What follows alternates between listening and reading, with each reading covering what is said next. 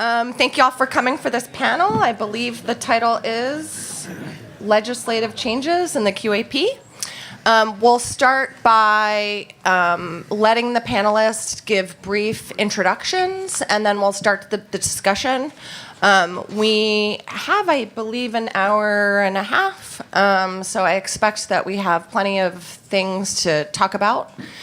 We, are more than welcome to field questions as we go along. We encourage that. Just because we're videotaping the session in the back, if you have a question, just please try to speak loudly, and I will try to repeat the question so that everybody in the room can hear and it can be picked up by the video.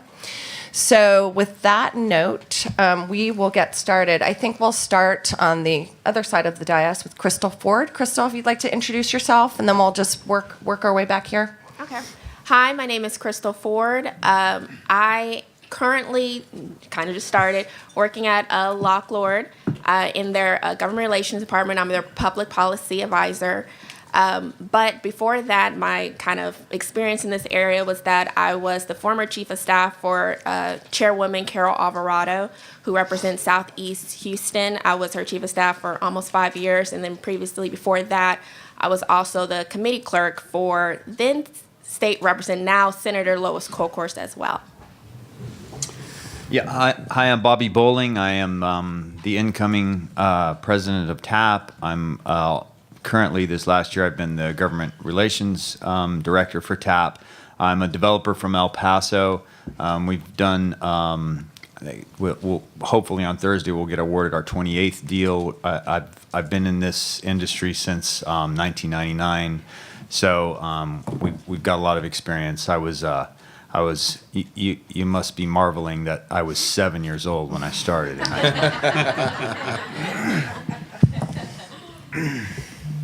Hi, I'm George Littlejohn. I'm a partner with Novogradac & Company. We're a CPA firm that specializes in this industry, and I've been working on various parts of LIHTC deals since 1995. And that's it. And I'm a past president of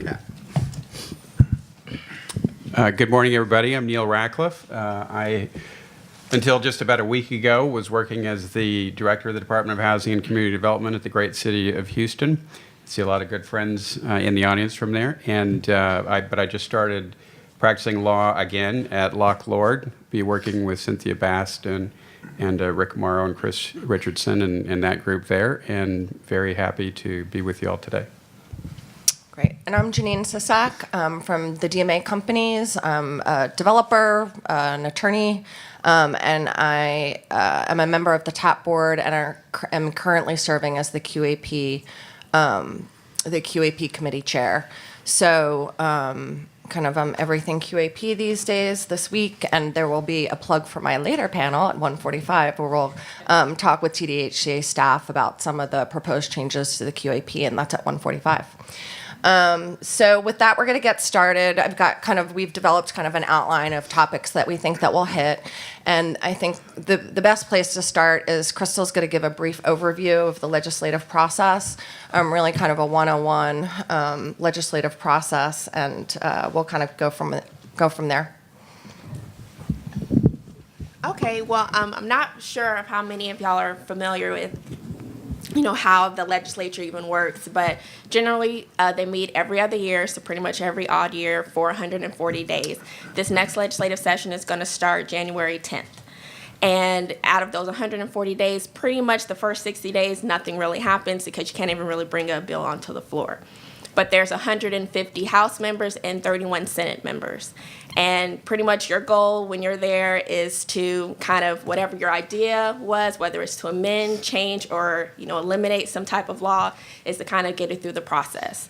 And that process means you find your author and your sponsor. Hopefully you can find one in each chamber.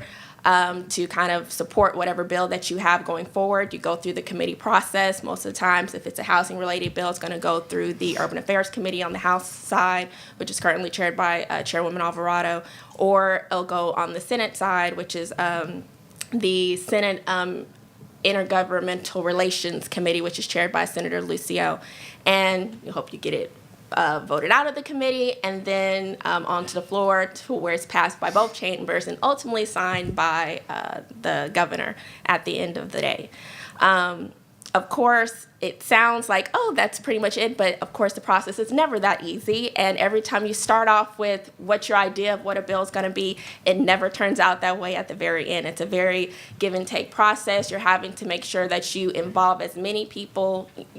To have a successful bill, you want to make sure you involve as many people as possible, to make sure that you kind of vet it out and make sure you take people's, positions, thoughts, and considerations into everything that you're doing while you're trying to go through this process.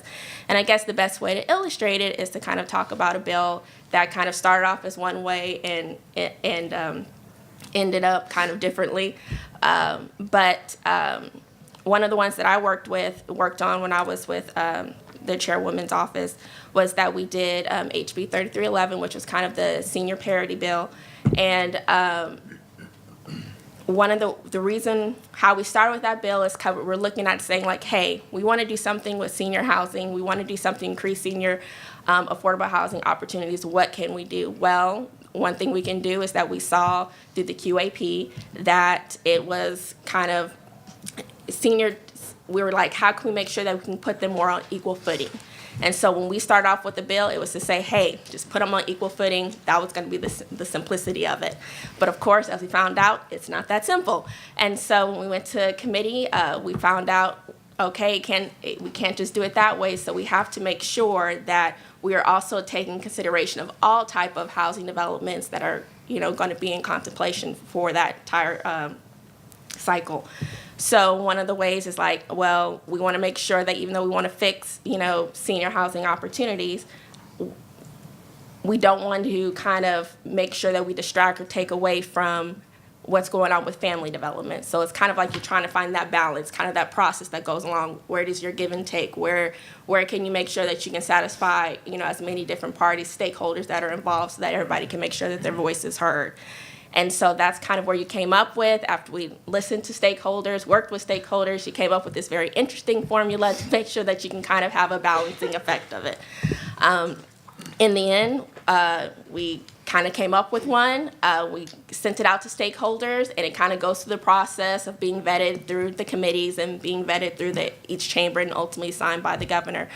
And of course, with any type of piece of legislation, not even just that one, but any other one, you always kind of look to say like, okay, this is the bill that we passed, this is what happened, how is it being implemented, is this the effects that we want, are there any tweaks that we need to make, is there any other things that we need to do, and it's kind of this continuing process that continues on. And so one of the things I want to say about the whole entire legislative process is that even though it might start one way and end another way, it doesn't mean that it's always going to continue on. So that's kind of like the best way to explain what happens and kind of what we go through as staffers and what advocates and people who are in the business kind of go through when they're trying to interact with the legislature. I think that's kind of like a good little overview. Great. George, you perhaps could comment on how we as TAP members can get involved. I mean, we talk a lot about encouraging our memberships to get involved on the legislative process, and I know that you have firsthand experience with that. And I'm not a natural when it comes to talking to politicians and legislators. I had to kind of work with some folks who are, but I'll tell you a story. When I first became a partner, I got a call from Mike Novogradac, who asked me if I would donate $1,000 to have a dinner with Senator John Ensign as part of our Las Vegas conference, so we could talk to him about tax credits and get his federal support. I went to my wife and said, I'm going to need a check, and she asked me, what for? And her comment was, we're not spending our money on some politician. And she used a very ugly word before politician.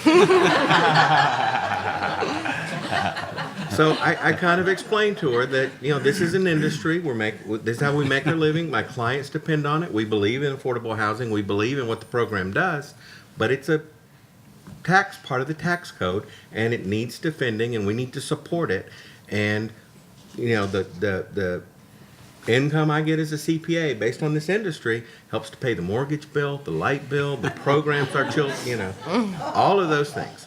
So she said, okay, she gave me a check. And it was a few months later, we were talking about plans, and I said, oh, by the way, next week I'm going to our New Orleans conference. And she goes, oh, okay. Do you need a check? and so she was like, okay, she gets it. And that's part of it is we have to support the industry, and a lot of that is and I want to make the point, it's not about just making political donations. Political donations help get folks' attention. It shows them we're serious about what we're trying to do, but the real emphasis is on education and contact.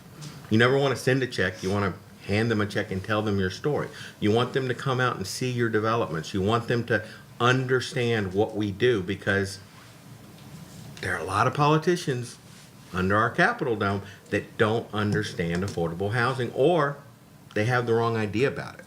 So how do you get started? I always kind of think about it and say, a lot of you, if you're developers, have experience in talking to your local reps because of the state rep letter requirement.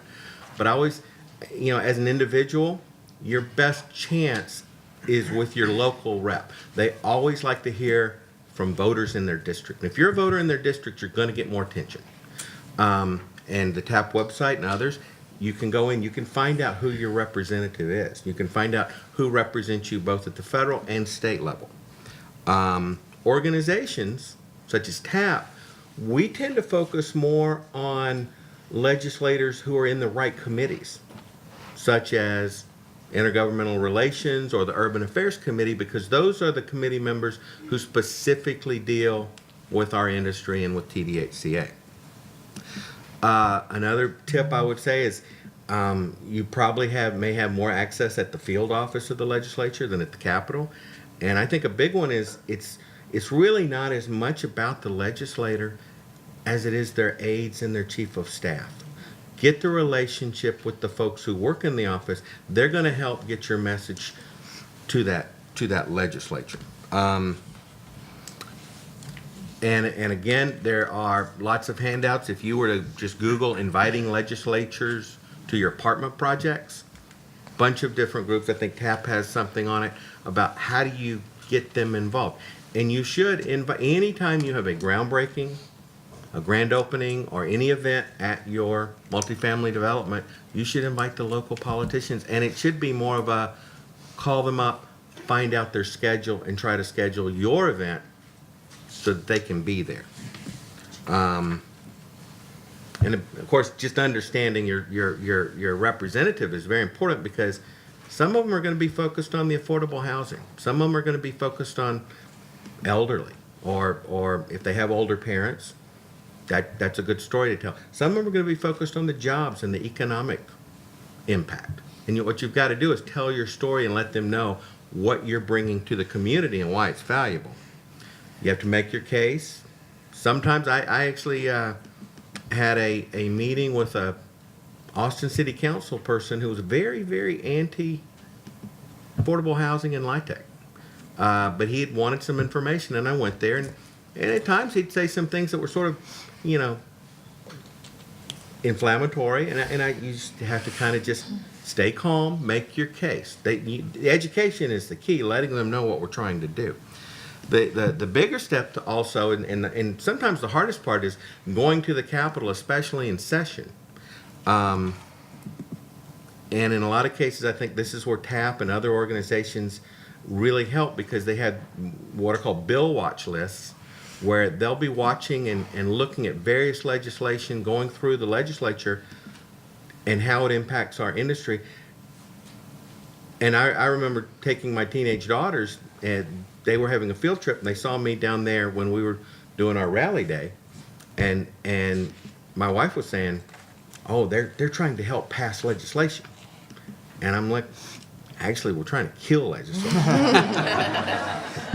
And in some cases, that it's nice to be on the offensive and pass some good legislation, but it's just as important to kill the bad bills that are coming through that could hurt our industry. TAP is a good group. I would just suggest for anyone who wants to get more involved, TAP has a rally day, and they're going to have it next year when legislature's in session. we invited some folks from our office who had never been involved, and they walked down there and they were like, what do we do? It's like, we're going to have a meeting, we're going to talk about some of the talking points, but then we're going to have groups that are going to go from office to office, and you can kind of go along with other folks. You have other folks that can support you and help you. And it's a good way of, Rally Day is a great way to get an introduction to the legislative process and to be more involved in going around and helping to support the industry. And I would hope everyone would participate next spring. I'm going to close when I guess it was the early 2000s, TDHCA board meetings were much looser than they are now, and they kind of would go really long. I mean, and it was very unstructured. And anytime there was an allocation meeting or a bond deal, there would always be people from the community who would come in, NIMBYs, and talk about why this development shouldn't be there and why this development shouldn't be there. And for the most part, though, they'd make their case just like they do today, and the board would kind of look at it and wouldn't have any reason to not approve the deal. So they approved most of the projects that came through. But some of the folks who had been speaking there, and I think it was mostly in the Houston area, weren't real happy because they didn't feel like they were getting their voice heard. And it wasn't too long after that we started getting state rep letters. So that's when we got the legislation that said we need more, voice here because we don't feel like the board was hearing us. Right or wrong, that's where we're at now, and that's when I started noticing much more of our efforts at the legislative level. And I'm just going to close with, if you think that legislation or working with your legislatures or any of the political activity is a waste of your time and money, the thing to remember is the people who are your enemies, the people who fight this industry and fight what we're trying to do, they don't believe that because they're out there talking to the legislators too. And so we have to get our voice out there, and these are some of the ways we can kind of do that. Awesome. Thanks, George. Also, just to follow up on that, there are staff members from, state reps' offices and the lieutenant governor's office and state reps that attend this conference. So if you see them, take this opportunity to, at the very least, thank them for taking the step to come to this conference and become educated about what we do as an industry. And then, take the opportunity to kind of practice your elevator speech as you take this new knowledge and get more involved in the legislative process on behalf of TAP and as a member of TAP. So thanks for that. That was really helpful. Sometimes we tend to kind of dive into the hot topics before kind of setting the groundwork in terms of some background information. So with that as a basis, we are going to now talk about hot topics. I'm going to turn it over to Bobby to talk a little bit about what we think will be TAP's big push in the next legislative session in terms of what are kind of problem areas in the QAP that can really only be fixed legislatively. Right. If you were in the last panel, I'm going to apologize that a lot of this stuff is going to be repeated, but basically, as most of you probably know, there are items in our QAP that are legislatively mandated, and then others that are just public hearing, rulemaking kind of items that the TDHCA board puts together along with TDHCA staff recommendations and public input. So 3 of the items that we deal with as developers and consultants and parties to applications that are basically the do-all, end-all deal-breaker point items are the state rep letters, the city-county resolutions, and the neighborhood support letters. And all of those are support or opposition items. So all 3 of those items are found in the 2306 statute that governs our QAP for the tax credit program. So it's not like staff or the board. It's kind of we can kind of structure or give public input on how we think those items should be tailored, but they have to be in our QAP unless we can get the legislation changed. Which brings us to what Janine is referring to. That is going to be our biggest push for this legislative session from TAP. We're going to try to have a bill that just basically strikes that language in 2306 for all of those point items. Now, to give you a little background about each one of those, where they came from, and a lot of times these things, just like so often in bills and rules and laws, there's a good intended consequence when it's thought up and it's passed. And later down the road, you find out there's these unintended consequences that start to rear their ugly head and become tools for someone to use that they were never intended for. So like George alluded to, the state reps and the state senator letters were in this process when I started in 1999. I think they were probably always there. Kind of made sense. It's a state program. You should have your state elected officials have a say in the application. I mean, it was always kind of in my area in El Paso, it was really our state senator and our state rep going, yeah, he's a reputable builder, he's a reputable developer, he's not some pariah in our community that's a tax cheat or owes our central appraisal district, millions of dollars. And it was kind of just a judgment of who's this company, who's this character, and it went along pretty well. Well, somewhere along the line, these NIMBY groups that are really what the Fair Housing Act is intended to combat, people that, are just uninformed, uneducated, and closed-minded about what we do and aren't really willing to listen, that there are those people that we're bringing into their community that are going to wreck their schools and their neighborhood. That the people that are living in our communities really are coming from their neighborhoods, and they're living in a garage of their parents' house on your block and that kind of thing. Those people started hijacking the state rep and state senator letters and started going to their elected officials and saying, I want you to kill that deal. And we even had a couple of instances like, remain nameless, but we had a state rep or two that, their mother lived in the district and wanted her son, the state rep, to kill the deal. So there were these things that started happening, and so the state senators about 6 years ago, I think it was during the sunset legislation, we had a bill that was going to remove both the state senator and the state rep letters from legislation. And we got to the second reading, removing them both. And then how it works in the legislative process is there's a 3 hearing. Your bill has to be heard 3 times on the floor of the House and Senate. And the first reading, the bill was exactly what we had and proposed to remove those letters. Second reading, the same thing. And then the third reading, an influential and kind of smart, and the state reps, some of them know how to work the system better than the others, got the state rep letters back in.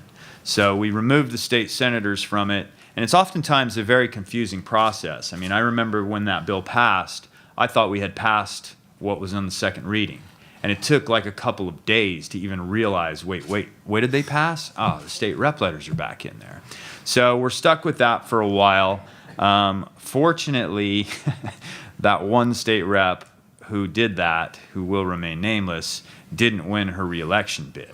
So we think there's an opportunity to, again, remove the state rep letters that we got almost all the way through the process. And it's crazy how you can have 149 members that are fine with something, and then one of the 150 House members who's got some pull and has got somebody's ear and has got some, and politics is politics, somebody's trading something for something else, and just one person can change a whole statute for the entire state.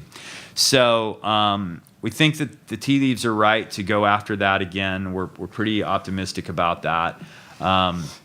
It's never a sure deal. As Crystal could probably tell you, there's only one way to get the bill through, and it's all that process that she explained, and there's 1,000 ways to kill a bill. I mean, you can kill it. She didn't even talk about calendars and all this kind of stuff. There's all these little tricks and machinations and points of order. There's just 1,000 ways to kill a bill.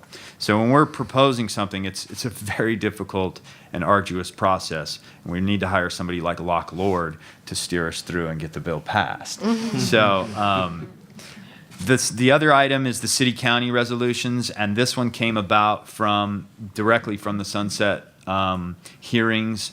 And the sunset process is every state agency every 10 years has to go and be reviewed to make sure that they are serving their purpose and that they're still relevant and their agency doesn't need to be ended or their tasks and responsibilities don't need to be assigned to another state governmental agency. So TDHCA went through this process, I think it was in 2011, and I think they got a 2-year respite, and it was reheard in 2013. And out of that, some of the interim hearings were about, well, there needs to be more local control. Well, I'm for local control. You're for local control. That's a good buzzword. That sounds great. Local control. Well, what does that really mean? Well, the legislature put local control into the hands of city councils and county commissioners and letting them weigh in on these resolutions of support or opposition. And there's even a resolution of neutrality in there. So that all sounded good and fine. But now, under the ICP lawsuit and HUD's new affirmatively furthering fair housing goal or requirement of the cities and the counties, I mean, this really kind of stands in contrast and in conflict with that resolution of support, because the cities and the counties, I mean, they're elected officials. And like I can tell you in one that I had, an anecdote, you know, when 200 good voters in a neighborhood come to a city council rep and say, I want you to kill this deal, I mean, they're petrified. I mean, for whatever reason they've chosen this life, I wouldn't, but they think it's great to be in office. I would think that would be a nightmare, but they want to hold on to that job no matter what. And now these people are coming and they're saying, if you don't do this, we're going to vote against you. So that's like their whole livelihood is being threatened. And we're now on the other side going, yeah, but this is a good project, and this is, this is meeting HUD's affirmatively furthering fair housing. It's dissipating the discrimination that may be present in our community that happened 80 years ago, and we have all these good. And even we can get them to sometimes go along with, yeah, I believe that's right, but when that vote comes down, there's an angry mob in the room. It's a tough deal. So we're going to try to remove that one too. On the earlier panel, we had a representative from the Texas Municipal League who represents like 95% of the municipalities in Texas, and we think they're going to be supportive of what our effort is. I mean, we've met with them several times, and we've asked where the cities and basically the county stand on this, and he says, we don't really want that liability. The smart cities are going, yeah, you're making us weigh in on something that's either going to get us unelected or sued. And we don't like either one of those options. So why don't we just punt and get back to where we were before 2013? We have zoning and we have planning and we have building permit requirements and subdivision. And you meet that, you can do whatever you want, multifamily. And then even at the Urban Affairs Interim Committee, we were talking, there's a state rep, a very conservative Republican state rep, and he voiced this same thing. Why do you guys, as an industry, have to have these public hearings and be put up before the angry masses with pitchforks and these hearings? And if you're going to just do a regular apartment complex, if the zoning's there's no public hearing. You just submit your permit and you go do your development. So there's momentum on that we think we could probably, we're going to make our best effort at trying to remove that as well. And then the third thing was the neighborhood letters. And again, it's funny how it doesn't even always have to be a member, that one individual can have so much power in our legislative process, especially here in Texas. There was this chief of staff who was working for a state rep in San Antonio about 10 years ago or 12 years ago. And for whatever reason, his pet thing was the neighbors need to have a say. And again, that sounds good. The neighbors need to have a say. And well, the neighbors having a say has become really kind of, in almost every instance, a Fair Housing Act violation. And so that individual is no longer in the legislature, and really some of the candid conversations we've had lobbying behind closed doors, no one's really that married to this neighborhood opposition letter thing. And so we think we have a good chance of getting that out of the legislation too. So those are the items that we're going to be working on in TAP. Say what you want about the other scoring items. We can argue about amenities and services and things like that. Whatever it is at the end of the day when the board adopts the QAP, those are quantifiable items. And we as developers, we need certainty when we're making these multi-million-dollar decisions. And we can go through the scoring matrix and we go, well, this is a good deal, this is a bad deal. But with these 3 items, we really have no idea until we put it out there. And it's just such an unfair burden, and it's not a good utilization of our resources. It's not a good utilization of TDHCA staff resources as they chase down these letters and try to verify them and read transcripts sometimes because of challenge, and some state rep wants to rescind their letter, or some city council wants to change their resolution. So we think we have a lot of good talking points in doing the lobbying. I think we're going to have a good lobbying team and have a good effort put forward.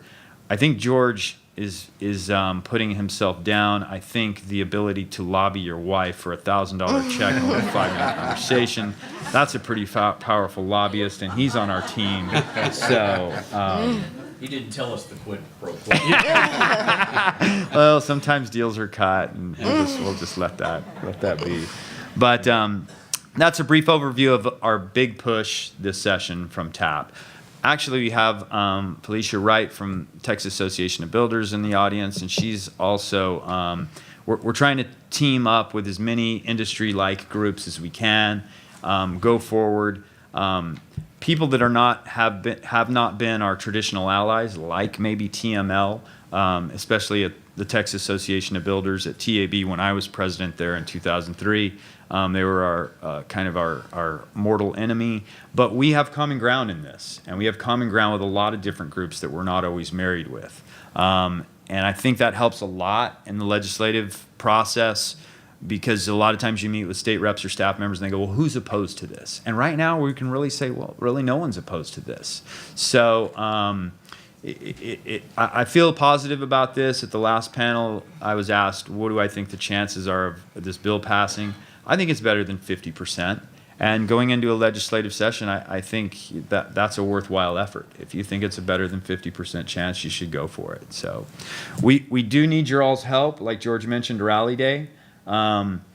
Please participate in that process. There's talking points. If you've never lobbied before, don't worry about it. Just come. Your presence, one person's going to talk in your group. But just to have, the NIMBYs have an angry mob. We need our own angry mobs for this stuff. So please get involved and participate and sign up. Go to these interim committee hearings and participate. It really isn't that difficult. So. I just want to comment on what Bobby's talking about. One of the key strategies to this is that you identify sort of a group of elements, because we could all look at the QAP and look at and come up with a million ways to improve it. And if you take a million ideas to the legislature, you're not going to get anything done. But if you can kind of highlight the big priorities, make them pretty simple, and say this is really the most important things, get other groups on board, come in with a united front, that's how you can get these things passed. Right. Crystal? And just real quick on that, I couldn't agree with you more. And plus, also start early, not just when the bill is filed. Pretty much pre-filing for bills is November 14th, I believe, this year. So people are going to start filing bills that day. And members need to be educated on what's going on way before. To be honest, you probably should have started 21 days from last year when the governor finished his veto period. But right now it's kind of the time to really start reaching out and start talking to members and start pretty much putting your coalition together. Because right now is the time to educate. So when the session starts, it's all about this is what we're doing, this is what we're pushing. And so you're all marching with one step, one message going forward. And that's how you'll be more successful. So, and I would add to that, I was speaking to a former state senator a few years ago who was also a county judge, and I was talking to him about how effective groups are that go up, with a busload full of folks to go and ask for stuff from their legislators. And he said, it is helpful, but what I think is even more important than that, and he emphasized, he said, we really appreciate developing relationships with people so that we have some type of trust there. And if the only time we ever see people is when they're asking for something, that's not nearly as effective as having somebody who can come to us that we trust. And that's part of why folks that are in the public affairs and lobbying world will start way, way, way before the session to build relationships of trust with the key legislators that they need to work with. And so I also think, too, it's important to not be intimidated, like what was said earlier. Early in my career, partner at a law firm, this was 15 years ago, back when you could lobby for neighborhood support and for government official support with the TDHCA, just sent me off to go cold call mayors and city council members and state senators and whatnot on deals for clients. And I was amazed that even though I was not a high-profile lobbyist, I was a junior associate at a law firm 15 years ago, when I spoke to mayors and council members and said, I have a client who wants to build a very significant development in your jurisdiction, that got their attention. I was able to get into pretty much every door that I tried. So this isn't that difficult. And I think a lot of it has to do with, and I know you jokingly said we want our own angry mob. I would modify that and say we want our own kinder, gentler, reasonable mob of people who provide good information to legislators. I was also very encouraged there was an urban affairs committee in Houston recently that I was asked to testify at, and the state reps seem to be, at least some of them, warming up to the idea of getting out of these rep letter battles. They're often lose-lose for them, and I think more of them are starting to recognize that. And I remember testifying at the Sunset Committee, the last TDHC Sunset Committee, at a Senate hearing where they were talking about how they pulled themselves out of that melee, right? And so if we can find a way to depoliticize the process, I think it's absolutely critical to allow us to be able to go into the high opportunity areas that we need to be in for fair housing reasons and not get killed by NIMBYism. Also, one of the issues that we discussed a lot at that Urban Affairs Committee, and that I've spent some time with Representative Alvarado discussing, is the logistics of trying to get resolutions of support from a large city like Houston or Harris County. By the time we would even know, and I'm not representing the city of Houston anymore, Houston friends, this is past experience, right? But by the time the city would even be aware of what applications were in play, we would see we've got 19 resolutions that people want, and we've got to get this through city council in a month. It normally takes us a couple months to get an item on the dang city council agenda. And so they were putting us in an almost impossible, the legislation is, position. And from talking to members of staff at the TDHCA, they were very sympathetic to that plight. And they were happy to work with us in trying to ameliorate the mad dash. And to complicate things, not only did, as many of you know, developers have to get resolutions of support from the city, but if they're in the city's extraterritorial jurisdiction, they had to get one from the county judge.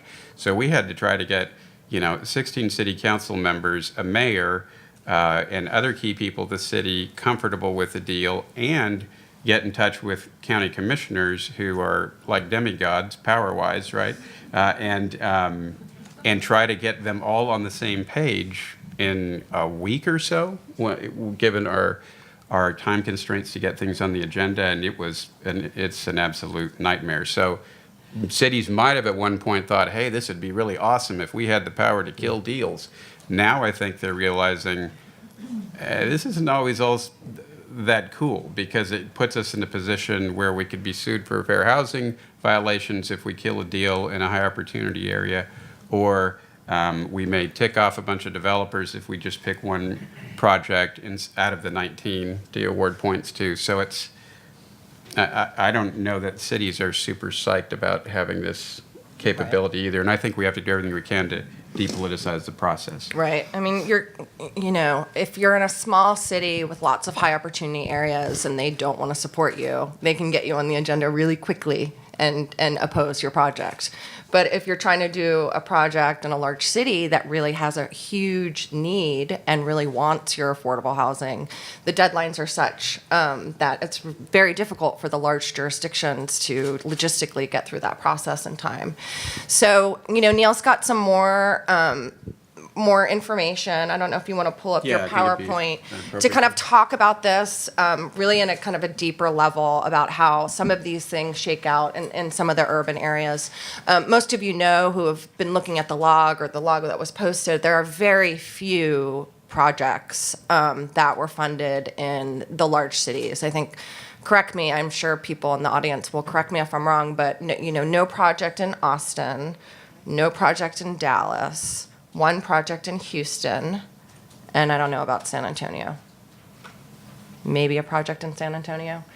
So Neil's going to kind of walk us through kind of the Houston scenario a little bit and talk about how the QAP scoring items in terms of high opportunity and how they really create this huge tension in terms of NIMBYism and support.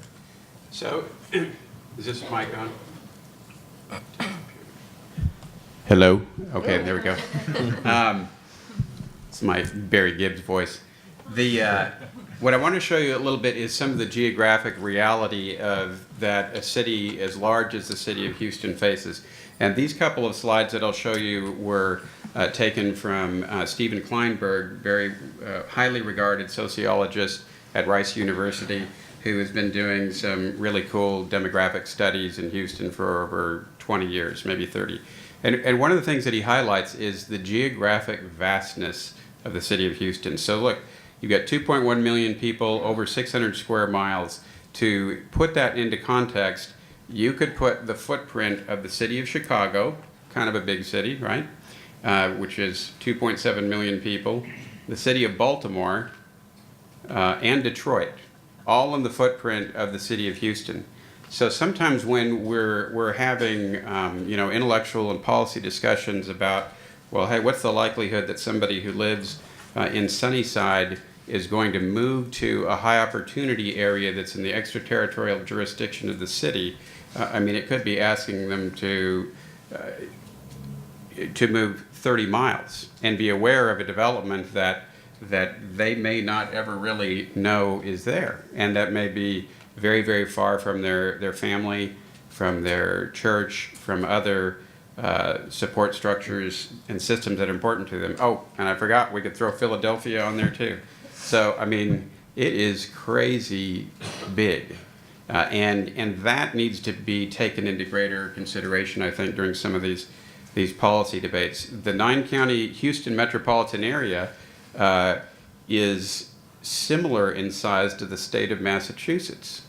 So, where you might say in Massachusetts, hey, we got a deal here in, one part of there are non-high opportunity areas in Boston. We need to, move people within to higher opportunity areas. In Houston, that's a whole different kettle of fish, so to speak. Or you could slap New Jersey on top of that footprint. Amazing. Now, this is a slide that the city of Houston produced, which was, it was produced by the Reinvestment Fund, which is a great consulting group that does a lot of analysis where they take non-traditional indicia of the strengths and weaknesses of communities. So they don't just look at property values, but they look at, in addition to property values, things like property code violations, utility cutoffs, foreclosure rates, etc., so that you get a more full picture of what where your city's stronger and where there are areas that are struggling. And so the blue and the purple areas are the areas of greatest strength using this 19-point measuring stick.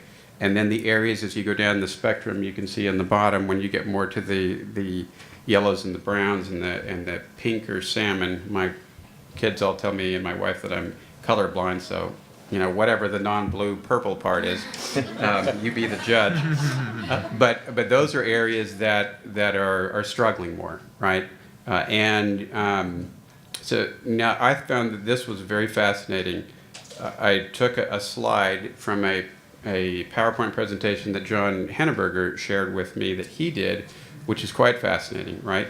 This slide shows, and it's kind of hard to see the city of Houston, but you can kind of see the 16 loop there, right?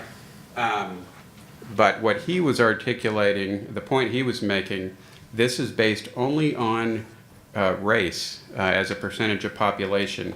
The predominantly white areas in blue, African American in green, Asian in red, and Hispanic in that sort of brownish, yellowish color. And so he has talked about this sort of arrow of opportunity that's going right into Houston, right? And lo and behold, it happens to overlap the area where the white people live. And when you look at this analysis that was done by the Reinvestment Fund that shows the areas of strength and weakness in the city, lo and behold, you see the same arrow, right? So part of what we need to do is find ways to do, I think we've done a lot of great affordable housing in inner city neighborhoods that really need it, but we also need to be able to get more deals done in that blue arrow. And guess what? That's where you get killed on NIMBYism. For anybody who knows Houston very well, right? You can actually get killed on NIMBYism in any neighborhood in Houston, no matter what the income, race, whatever. I mean, I remember a deal years ago where a community took a bus to the TDHCA board meeting because they said that this was a community where the average home value was $40,000, and they said our $100,000 per unit apartments were going to destroy the neighborhood. 2 years later when they were built, I talked to the chief leader of that rebellion, and she said, I said, so what do you think of these deals now that they're done? And she said, they're pretty nice. And she had to grudgingly admit that. But at any rate, another element of this is that I know the city of Houston went and mapped all of the areas within the city limits that would be precluded from tax credits if you apply the non-met school standards for elementary, middle school, and high schools in this area. And I don't have that map in front of me, but guess what? It happens to show all of the areas pretty much except for that blue triangle, or that blue arrow. So, you can make the argument that there's sort of a redlining going on. And now maybe it's a redlining that's well-intentioned to create greater diversity and development in higher opportunity areas. But it's sort of the facts are that if you use that measure, you're knocking out of contention. It was approximately 42%, a little over 42% of all the acreage within the city of Houston. And lastly, I'll tell you, there's a notion from some that if a project is in the extraterritorial jurisdiction of Houston, well, that's pretty much the same as Houston because it's going to be annexed. Legally, you can annex areas within your extraterritorial jurisdiction, but over the last 10 years since the Kingwood annexation laws have changed dramatically, and it's incredibly difficult to annex in the ETJ, particularly residential areas. It's not impossible, but it's close. And since then, the city hasn't done really any residential annexation. It's all been commercial properties. So this notion that a deal out in Tomball, if you know Houston very well, is somehow adding as a high opportunity area to Houston, way out, in its ETJ or around Tomball, I think factually is kind of patently ridiculous. But you don't kind of get to that conclusion until you look at the data and you see the geography. So that's all I have to say about that. Great, thank you. Do y'all want to talk about, Neil touched on it, schools a little bit. We can, it might be more appropriate to talk about it with regard to the QAP. I don't know if legislatively there's anything that we can do right now. I mean, there's a lot of challenges on schools, as you all know. Part of the problem is that the data is of questionable validity. There's a lot of controversy over the testing standards. There's, I think, a definite change in how they're going to rate the schools next year. We don't know when we're going to have those ratings. We don't know how we're going to average them. And then there's this whole concept that we've been talking a lot about within the QAP committee and TAP about, the larger urban school districts and how there's a movement towards, more choice programs. And then, it gets really challenging in terms of the QAP on how you kind of codify that. TDHCA staff feels strongly that yes, charter schools or magnet or choice schools, they get it. They get that the larger school districts have to look at changing some of these policies, but they want to make sure that there's space available, that there's transportation. So it's really challenging. It's something that we'll talk about, I think, later today on the QAP panel. But I think it has a huge impact on what we've seen in the allocations and the pure lack of allocations in the urban areas. But I don't know if anybody wants to comment on that in terms of anything we could do on the legislative level, or even on the legislative level with regard to high opportunity, or is it really just getting rid of the support letters and hoping that frees up some space for us to compete? So I think, like in your government class in elementary school, you learn that, there's basically two forms of law. There's statutes that are passed by legislatures and Congress and things like that. And then there's these case laws. And basically, we're kind of under this cloud of case law with regard to the ICP lawsuit. And, I'm not a lawyer, but I know that it made it all the way to the United States Supreme Court. And it invalidated some of the portions of the ruling and kind of remanded some of it back. Well, and the conversations I've had, like with TDHCA staff and the attorneys that they have over there, at one point during this process in the ICP lawsuit, the court ordered TDHCA to come up with a remedial plan on how to deal with this disparate impact issue of discrimination, of unintended government discrimination. And so what they presented to the court included these creation of these high opportunity areas, which was a complete 180-degree shift from when I first got into the industry. And TDHCA used to follow Section 42 of the IRS code, which requires special treatment for qualified census tracts and poor areas in communities. And so now there's this court ruling, and it says do the exact opposite. Stop giving points for those areas and do the other, give points for and give preferential treatment to these higher income areas. And one of the things that they mentioned was the schools. So it's kind of a tough issue right now with TDHCA because, and I don't want to speak for them, but I can just relay conversations I've had. From a legal perspective, they feel like, well, we satisfied the court with our plan. And so our plan is kind of, we don't want to mess with it because that was a nightmare and we hated that. And I mean, we would too. You're a party to a lawsuit and you've gone through the whole thing and it took 2 years and you're like, I just don't want to revisit that. But like Janine says, some parts of that plan, as it's coming forward 2-3 years into it, the unintended consequences is it's kind of broken. And so we're asking you to take a look at it and reopen that, and that's kind of a tough sell. And then now to bring the legislature in, educate them about what the ICP lawsuit was, what the tenets were, what the issues were argued, how it's been adjudicated. And like I said, I don't really fully understand what got totally disposed of and what's still being adjudicated in that case. So it's a real tough sell. Having graphics and examples like Janine's got where these big cities got no deals, I mean, surely that's an unintended consequence, and we've been able to get TDHCA's attention, but just recently with this cycle in the last 30 days. Like Janine's pointing that out, and they're scratching their head, and they're going, oh, yeah, you're right. There is no deals in Dallas or Austin and one in Houston or whatever. And, half the state lives in those three cities or something. And so that's going to be kind of a different, tougher process in my instance. It gets back to what George is saying.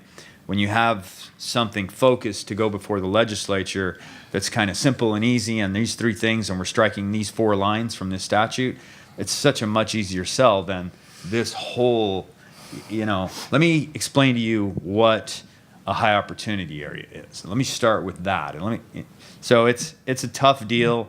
Hats off to Janine. She's awesome and keep pushing this. That's really, I think we have some relief, like she said, at the QAP level and some rulemaking, because that is kind of under TDHCA's area of jurisdiction, to where they can maybe figure a different way to define an opportunity area in schools, and so. So just to chime in on ICP, I do think that we have to be a little bit careful about not overstating what that opinion said, right? It upheld disparate impact, but I've heard people quoting it saying it means that this housing authority has to do this deal in this neighborhood.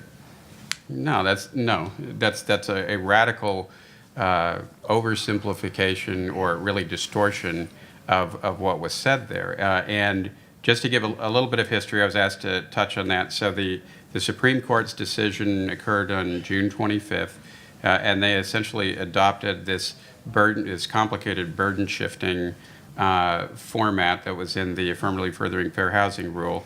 They remanded it to the Fifth Circuit, and on August 6, 2015, they remanded it to the Northern District of Texas. And October 8th, 2015, they remanded that they went back to a different procedural step with that same court, and they're going back and forth. Both sides have filed motions, and they're trying to go through this very complicated burden shifting process of establishing a prima facie case and going back and seeing if there's a less burdensome way to be able to meet the objectives that the government has, and they're currently in that kind of procedural back and forth. So look how long this is taking. We still don't have resolution. And I went to the Supreme Court oral argument for the ICP case, which was pretty cool.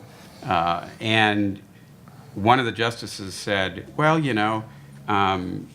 the developers say that they need certainty. Well, they can litigate these things, and they can go through this process in the courts. And I'm thinking, are you out of your frickin' mind? I mean, 3 years of back and forth litigation, you think that's certainty?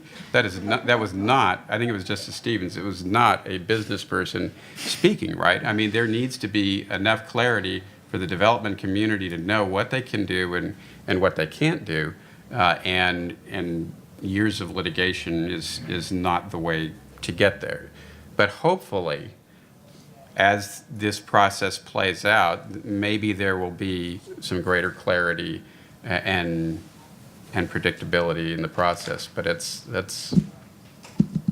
hard to say right now how it's all going to shake out. Crystal? I think one thing that's always missing when we're talking about, what type of changes that we need to make with the QAP is that Texas does not have a plan. Texas does not have a housing plan. Our plan cannot be we have to wait till we get sued to do something. So it seems to be like, I think as Bobby said, the letters, that is a clear-cut thing to work on for this session, definitely.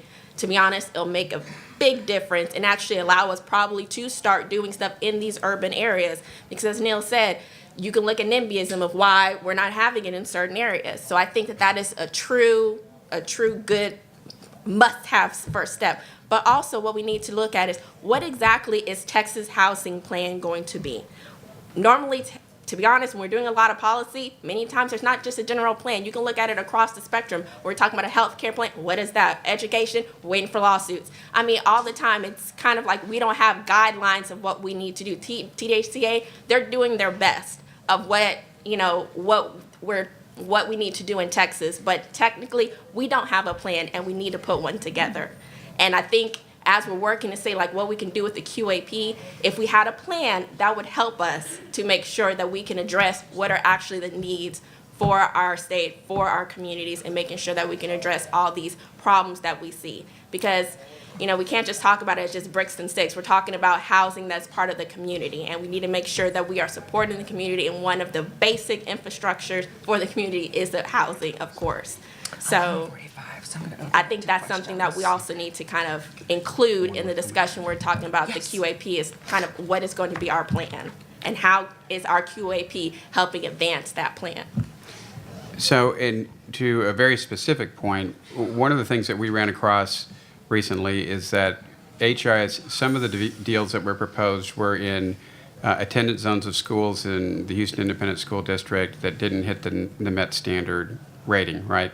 But HISD has an open policy where students can go to other schools if there is space available for them, and in many cases, there is space available for them.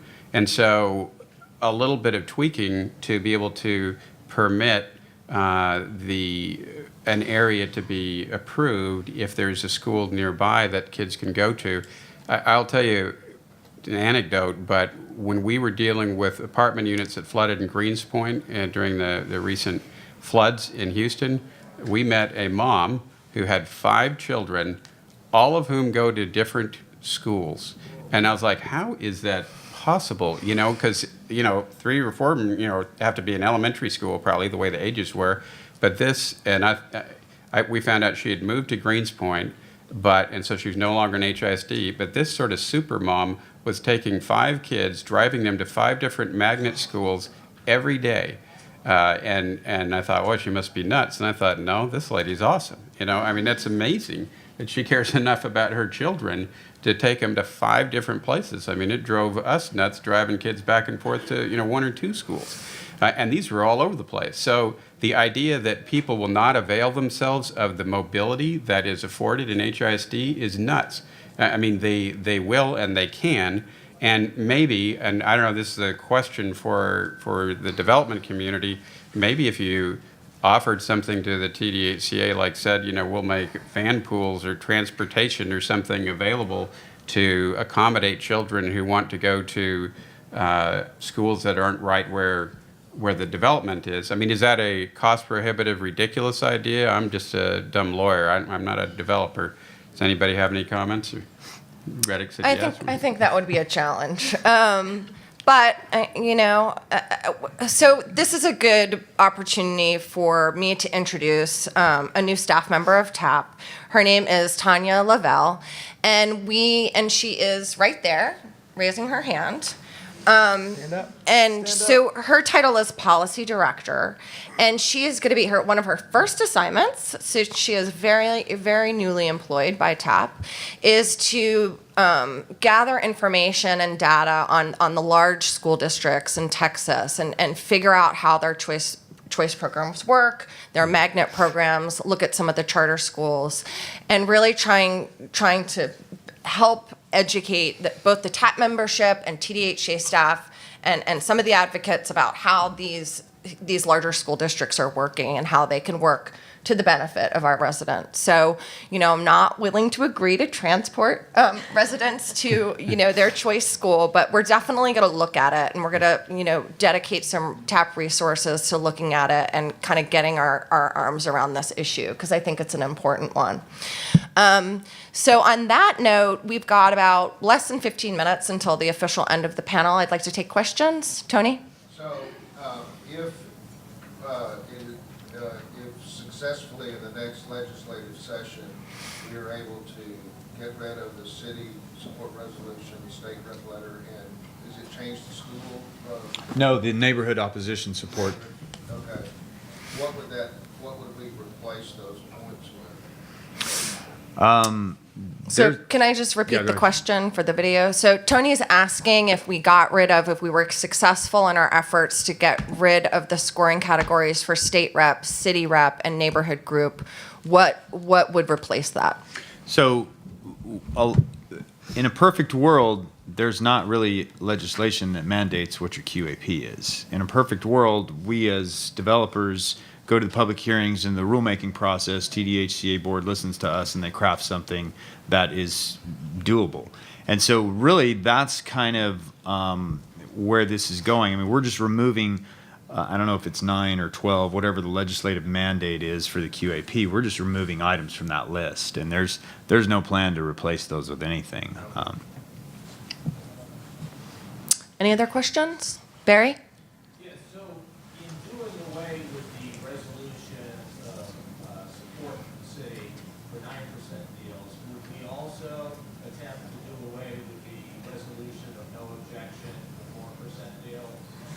Great question. The question is, if we make the effort to do away with support resolutions under the 9% program, would we make the same effort? Would it apply also to the 4% program? And absolutely, absolutely, positively, yes. Yeah, and I'll add too, in working with the Houston City Council, the logistics of that process really irritated a lot of our elected officials.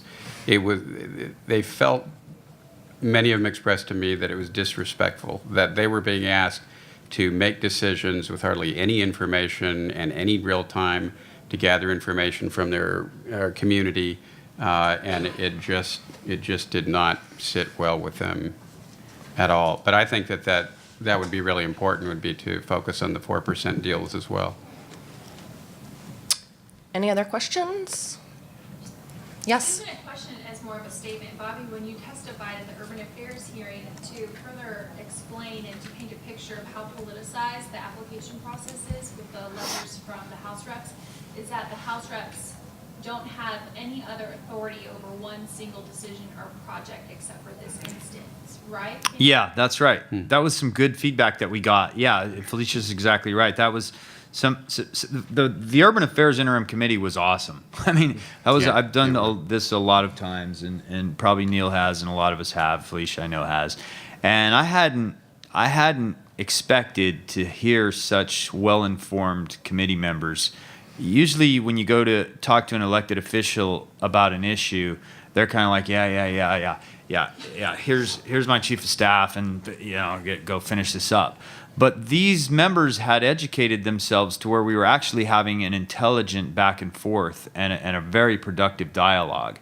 And they had their own observations that they were volunteering, their own talking points that were in a lot of cases better than what we brought, and that was one of them. She, like Felicia said, there it was like, yeah, why do we have this? Like, if a road's going to come through, TxDOT doesn't take a letter of support or opposition from me and weigh that into their highway funding decision. So these are all good, talking points as we go forward, and that's why I'm really excited about it. Now, since the Urban Affairs Committee, we have heard some grumblings that there are some state reps that are going to fight us real hard because they want to have this power and blah, blah, blah. I think that really we have our work cut out for us, and hopefully those people will have an open mind, and when they listen to the entirety of this, I mean, really, at some point, they're kind of putting themselves out there to be named in a lawsuit, at the prior panel, there was some good anecdotal stuff about some cases that were heard in Arizona and I think Florida where, HUD got involved and said, well, why are you turning down out of 76 zoning applications this one? And you approved the other 5. How did you get there? Because the testimony was, this is what we want to see. It meets our comprehensive plan. So, I think it's... I'm super excited about the opportunity to try to push this through. And at the end, like George was talking about with prior, it never actually turns out as clean and good as we hope it will. I mean, I'm going to say some prayers and keep my fingers crossed, but it'll probably get chopped up into something. But any progress we can make towards this, I would consider a victory because it's such a nightmare for us to deal with. Right. What's the vote count that you need to get this legislation? So the question is, what's the vote count required to get something like this amended, like the state statute amended in this way? Majority. I guess it'll be 76 members in the House and then 21 members in the Senate.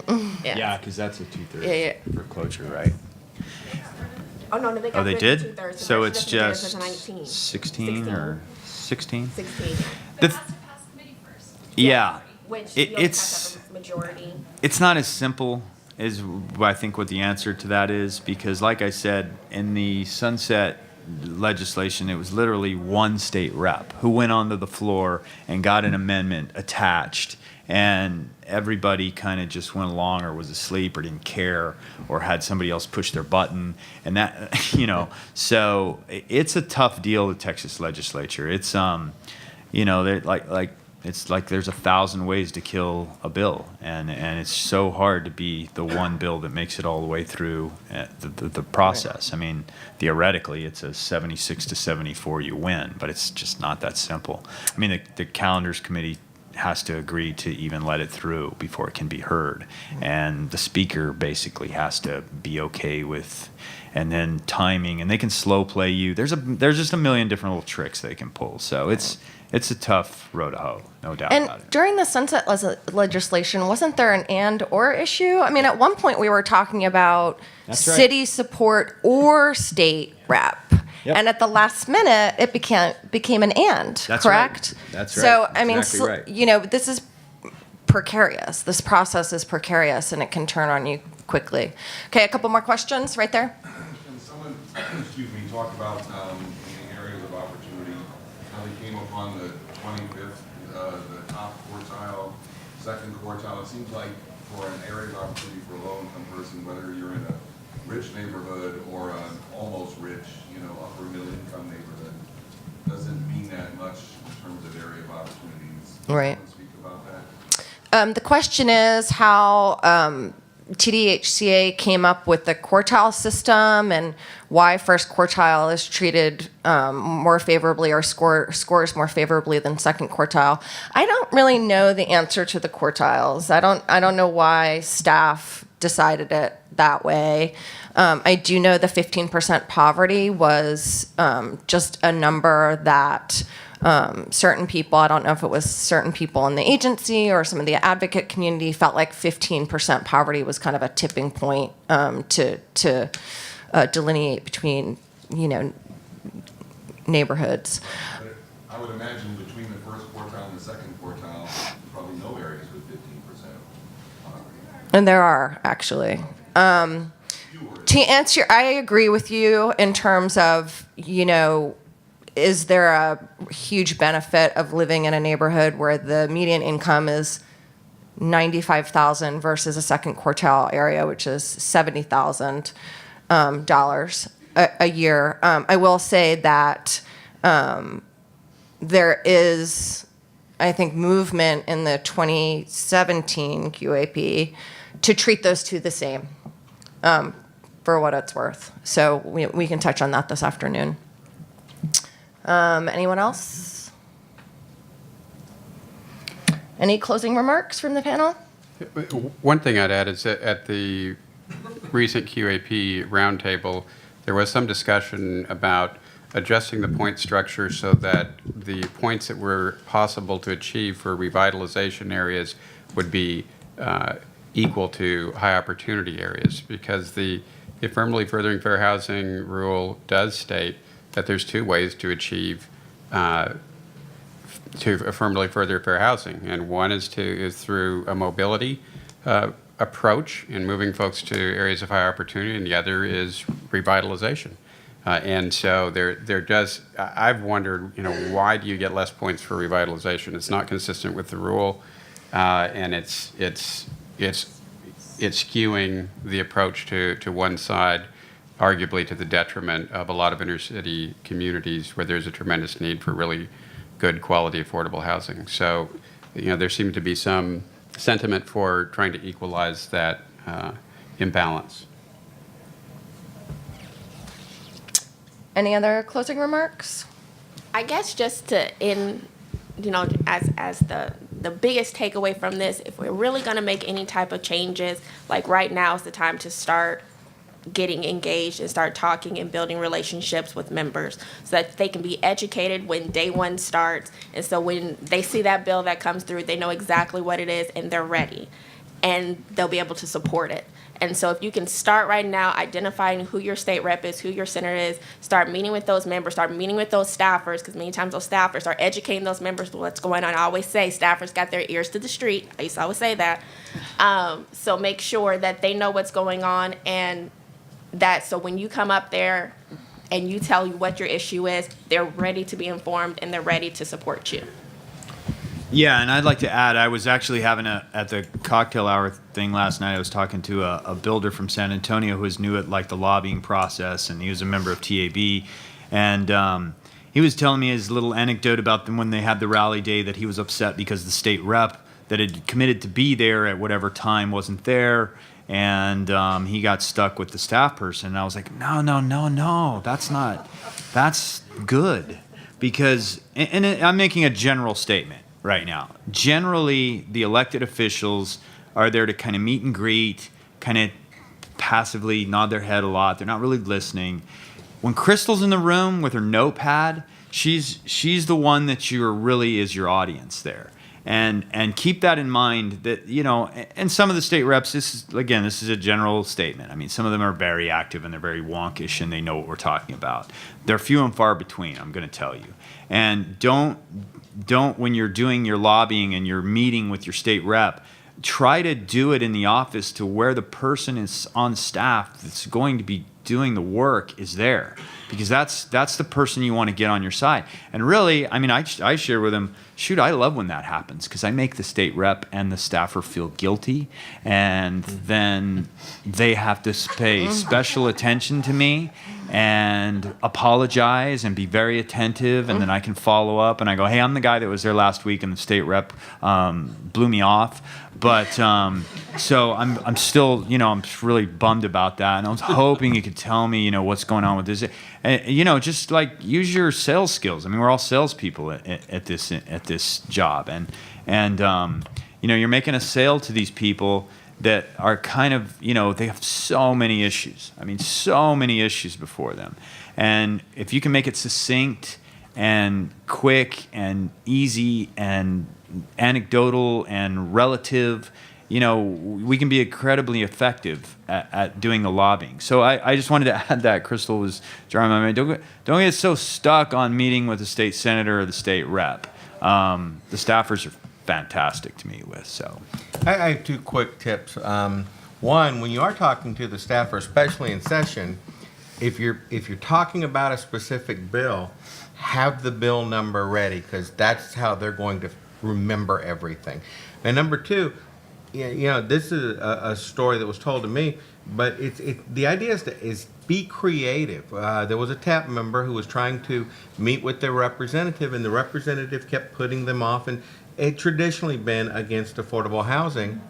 And somebody called him up and said there was a charity in the area that was auctioning off a dinner with the representative. Well, the charity got a good bit of money for that, because he made sure he was going to be the high bidder, so he'd have that dinner with the rep and could talk about his project. So that's good. Just be creative. Mary? While you all are talking about the various state approach in terms of, incentivizing support for quote-unquote workforce housing. So, I mean, it seems to me that there's one area that needs to be emphasized in terms of being persuasive. And I think that's the relationship between economic development and workforce housing. And I think we'll hear too much commentary about that. I mean, that translates into tangible retail sales space for the communities and some real positives Right. that, tend to be overlooked, I think. Right. So the comment is in regard to working with economic development groups locally, or even in a broader sense, talking about the economic benefits of workforce housing with either your state rep or your city rep. It's an excellent point. I think it supports what Bobby was saying in terms of we're salespeople, so know your audience. If you feel like your audience is going to respond to that argument, that's the one you lead with. But it's a matter of knowing exactly that, knowing your audience and knowing the angle that might work for that. But yeah, we've done a lot of work in terms of workforce housing, reaching out to local businesses, getting support. Local businesses that might hire our residents, and then taking that support to, various stakeholders and using that approach. So that's a good comment. So thank you all very much. I'm getting a time call from Frank in the back. Thank you to all the panelists and for all the attendees. Enjoy the rest of the conference.